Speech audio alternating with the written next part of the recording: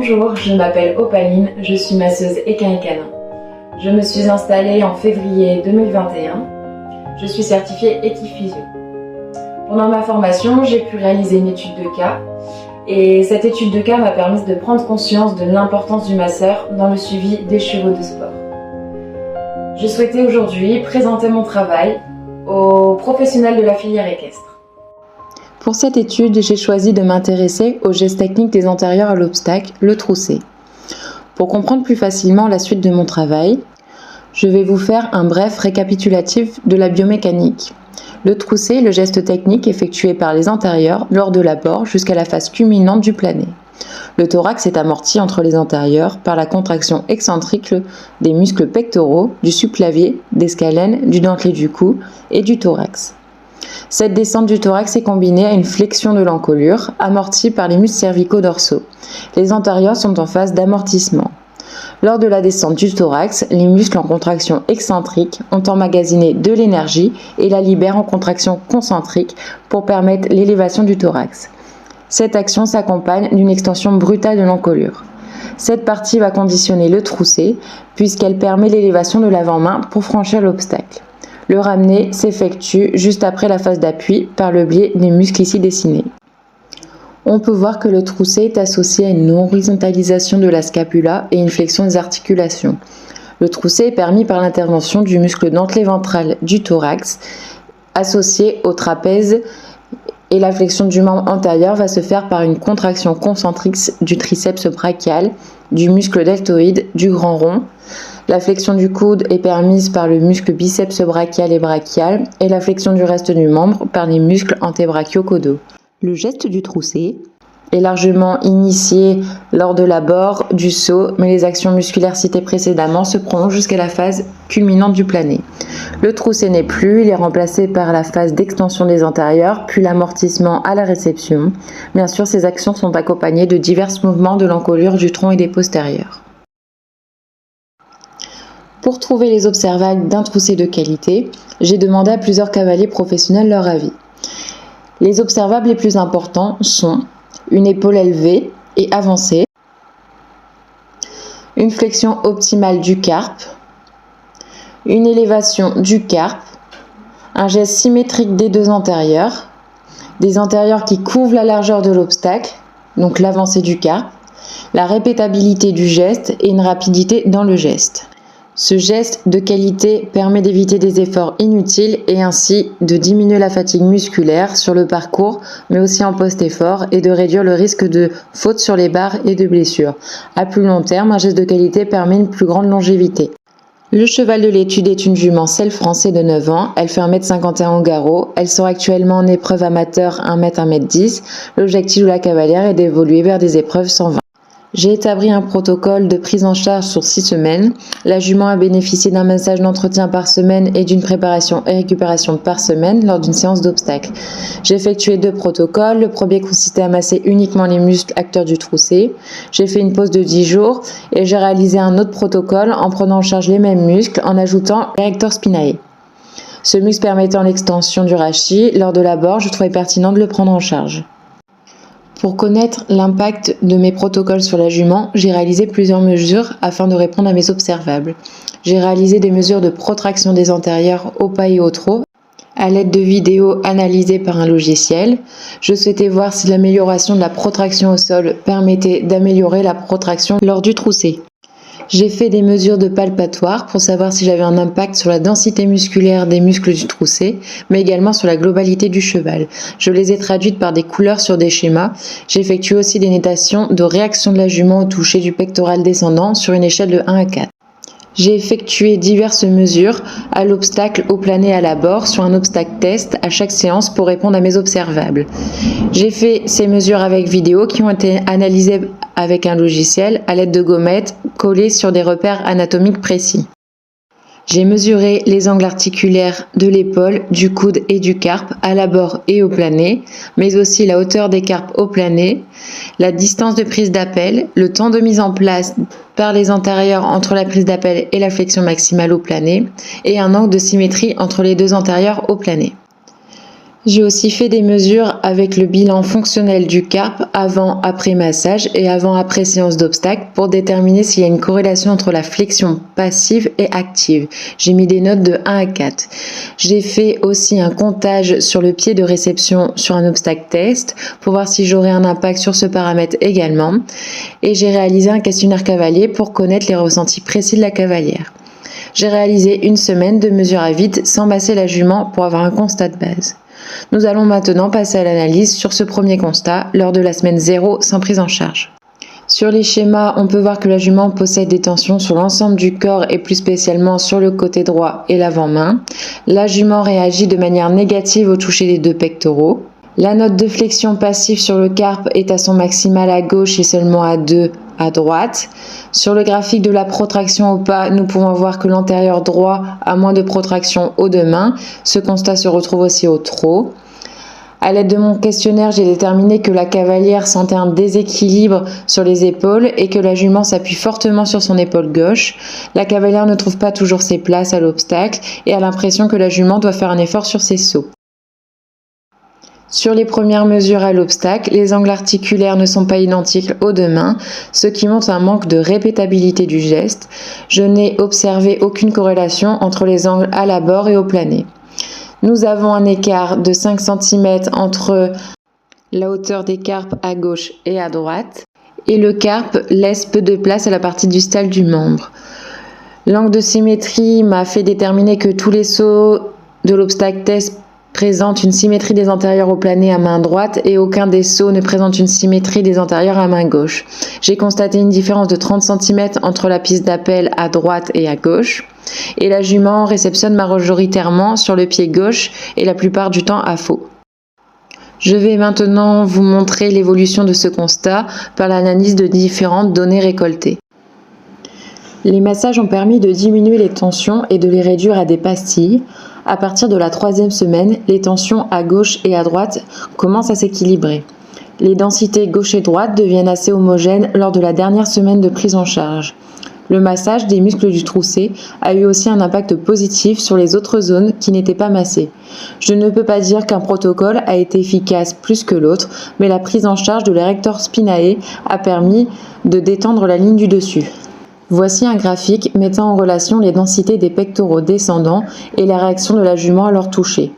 Les prises en charge de la jument ont permis de diminuer la réaction de celle-ci au toucher des pectoraux descendants.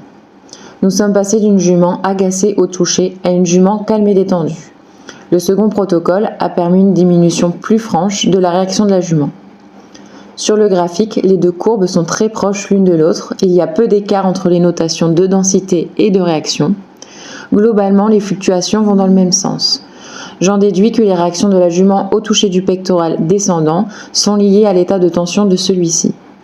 Ainsi, plus la densité était forte et plus la jument avait des réactions négatives. Nous allons voir maintenant si les autres paramètres évoluent dans le même sens que les densités musculaires. Pour déterminer l'évolution de l'avancée de l'épaule, j'ai choisi des mesures d'angle articulaire de l'épaule au plané et la protraction des antérieurs au sol, au pas et au trot. Une séance sur deux, les angles ont augmenté de valeur. Le premier protocole a permis de gagner 26 degrés à droite et 31 degrés à gauche. Cependant, en fin du deuxième protocole, il y a une régression de l'ouverture de l'angle, mais les données restent au-dessus de la semaine 0. L'ensemble des protocoles ont permis une ouverture de l'angle articulaire des épaules. Cette ouverture de l'épaule permet d'augmenter la protraction des membres et ainsi permet l'avancée de l'épaule au-dessus de l'obstacle. Pour la protraction, le premier protocole a permis d'obtenir une augmentation de protraction sur l'antérieur droit et gauche et ainsi de réduire la dissymétrie d'embrasser des deux antérieurs. Lors du second protocole, nous avons une valeur plus basse de protraction que lors de la dernière prise de mesure de la semaine 3. Cependant, le second protocole a permis de fixer une symétrie de l'embrasser des deux antérieurs. Je n'ai pas mis le graphique au trot, mais nous avons une progression beaucoup plus flagrante, avec moins de fluctuations. Voici le graphique mettant en relation les deux paramètres. Globalement, il y a une augmentation de la protraction des antérieurs au pas et au trot et une augmentation de l'angle articulaire de l'épaule au plané. Cependant, les fluctuations sont nombreuses tout au long de l'étude pour l'angle articulaire de l'épaule. Je ne peux pas affirmer que ces deux paramètres sont liés l'un à l'autre, mais il y a quand même une amélioration de l'avancée de l'épaule au plané. Lors de la première semaine, malgré une moins bonne flexion passive du carpe droit, la flexion active lors du plané est meilleure à droite.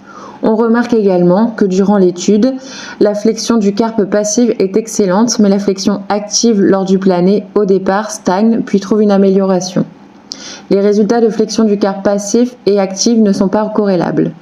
Ceci peut s'expliquer par le fait que le geste actif de flexion du carpe au plané n'est pas seulement conditionné par la qualité de souplesse de l'articulation, mais aussi par des multiples paramètres musculaires et extérieurs. Il existe une amélioration des deux paramètres pendant l'étude. Je peux dire que l'étude a permis d'améliorer la flexion passive des carpes de la jument, ainsi que la flexion active des carpes au plané par réduction de l'angle articulaire du carpe. De manière globale, je peux dire que les tendances des deux paramètres semblent aller dans le sens contraire. Les données de l'angle du coude ont tendance à diminuer en même temps que les valeurs des hauteurs des carpes augmentent. Les prises en charge ont permis d'augmenter la flexion de l'articulation du coude avec une diminution de l'angle articulaire du coude. La hauteur des carpes a été augmentée tout au long des prises en charge. En semaine 6, nous avons gagné 32,5 cm.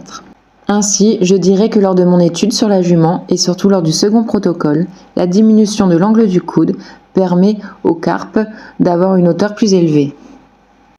La tendance entre la semaine 0 et la semaine 6 est à la baisse. Nous avons réduit la durée de mise en place du trousset de 0,08 secondes à main droite et de 0,027 secondes à main gauche. Nous avions une différence de temps de la mise en place du trousset entre les deux mains au départ. Cette dissymétrie s'est effacée lors des semaines 2 et 4, mais est revenue par la suite. Nous avons eu un temps minimal lors de la 4e semaine qui a augmenté en semaines 5 et 6. Globalement, nous avons réduit le temps du trousset, mais cette réduction est très minime puisqu'elle se limite à quelques centièmes de seconde. Et par conséquent, cela est non significatif. Nous n'avons pas pu augmenter la rapidité du geste chez la jument par mes prises en charge. Lors du début du premier protocole, nous avons observé une progression à main gauche mais une régression à main droite. La dernière semaine du premier protocole s'est montrée néanmoins satisfaisante car elle a permis d'avoir autant de sauts avec les deux antérieurs symétriques à main droite et à main gauche. Lors du second protocole, il y a une nette amélioration pour arriver en fin de prise en charge à un geste présentant une symétrie des deux antérieurs sur tous les sauts, à main gauche comme à main droite. Ainsi, il y a une symétrie presque parfaite sur tous les sauts. Ce paramètre montre que le geste est devenu répétable au sein d'une séance. J'ai évalué la répétabilité du geste avec les écarts moyens des valeurs au sein d'une même série pour les angles articulaires au plané, la hauteur des carpes, le temps de mise en place du trousset et la distance de prise d'appel. Tous ces paramètres ont connu des variabilités d'écart moyen au sein de l'étude. Certaines variations s'expliquent par un changement de protocole et un arrêt momentané de prise en charge.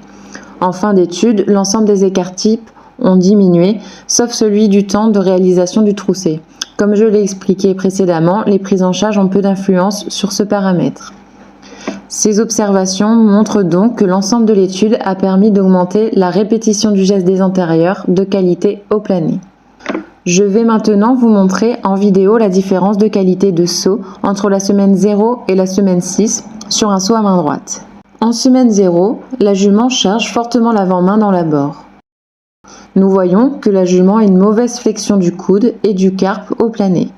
L'épaule n'est pas avancée, les carpes sont bas et laissent peu de place à la partie distale du membre. On voit que la symétrie des antérieurs est absente. En phase culminante du plané, elle n'apparaît que lors de la phase d'extension des antérieurs. En semaine 6, la jument aborde l'obstacle de manière plus cadencée et en équilibre. Le saut est fluide, on observe une belle hauteur des carpes avec une flexion optimale du coude. L'épaule est avancée et les antérieurs arrivent rapidement en symétrie. La flexion du carpe est mieux qu'au départ, mais n'est pas encore optimale. Je vais donc maintenant pouvoir conclure cette étude qui était portée sur l'impact du massage sur le geste de trousset à l'obstacle. Le trousset de qualité est important dans la pratique du CSO. L'analyse des mesures me permet de valider une amélioration de la majorité des observables. Les prises en charge ont permis d'augmenter le nombre de sauts possédant une symétrie des antérieurs, d'augmenter la répétabilité du geste de qualité, d'améliorer la flexion du carpe au plané, d'avoir également un carpe plus haut et qui s'avance sur l'obstacle, mais également d'avoir une meilleure protraction de l'épaule sur l'obstacle. L'étude a néanmoins montré que les massages n'ont pas eu d'influence sur la rapidité de mise en place du geste du troussé. Je conclus tout de même que la prise en charge des muscles du troussé et de l'érector spinae en massage et stretching a permis d'améliorer la qualité du geste des antérieurs chez la jument. L'étude a permis d'apporter en plus à cette jument une augmentation de la protraction des antérieurs au pas et au trot, d'avoir une symétrie de protraction entre les deux antérieurs, mais également une diminution globale des tensions musculaires et ainsi a amélioré le dynamique et a permis un développement musculaire plus harmonieux.